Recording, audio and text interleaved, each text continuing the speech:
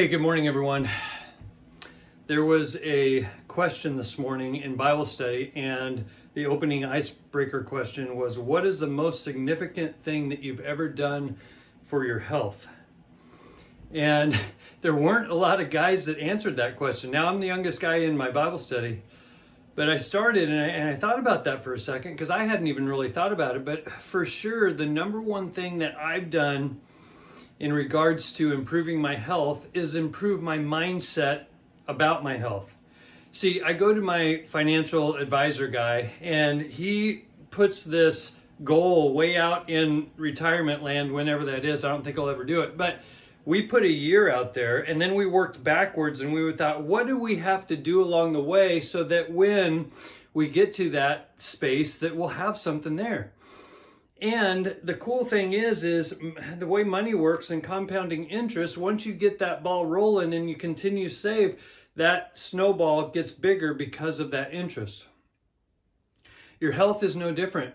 In my office, and I think I've done a video about this before, but all along in my rehab area, I've got this tape measure up there from 0 feet to 100 feet. We know that each foot has 12 inches, each year has 12 months. And so we would think, hey, where am I on this tape measure? And what does that next 30, 40, 50 years look like? So I tried to think, hey, Mike, when you're 89, what are you going to be like?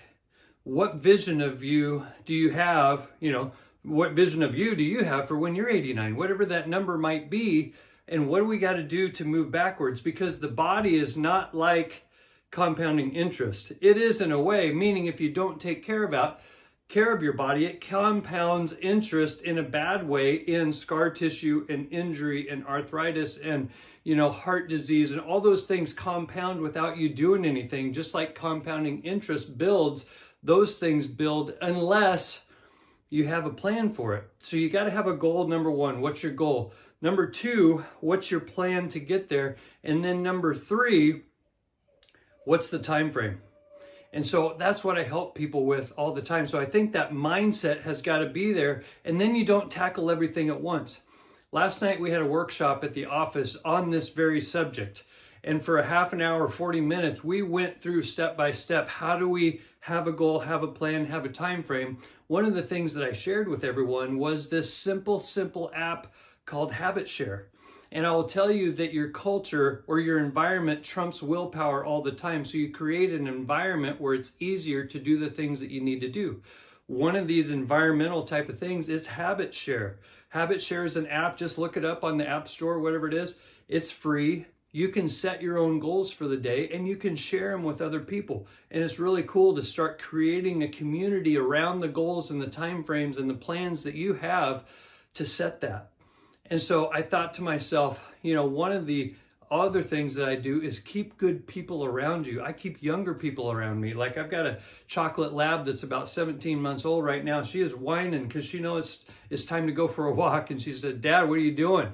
I regularly play golf with kids that are in their 20s all the time. I'm almost 49. I'll be 49 next time. But think about what that environment needs to be. Think about what your goal is, what your plan is, what your time frame is for that health goal down the road, knowing that the body doesn't take care of itself. I wish that was the case. I wish it were easy. But growing older birthday by birthday with health, with strength, and a sound mind is sometimes full-time work. We love you guys. Put that into thought. Next week, we're going to go over muscle, and then the week after that, mind. So mind, muscle, mobility. Love you guys. Have a great one.